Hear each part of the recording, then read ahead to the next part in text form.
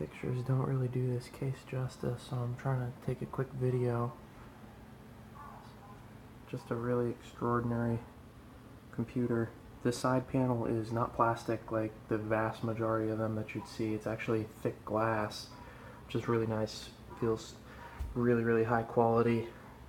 Each of these fans has 32 LEDs, and it's actually an LED ring around it. You can kind of see it's an Intel solid state drive in there, and then it's currently got 12 gigs of RAM, but it is upgradable to 24 gigs if you need more than that.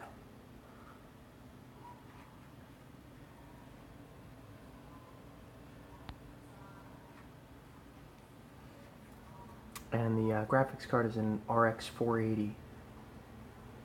So with the i7, this thing is definitely a beast.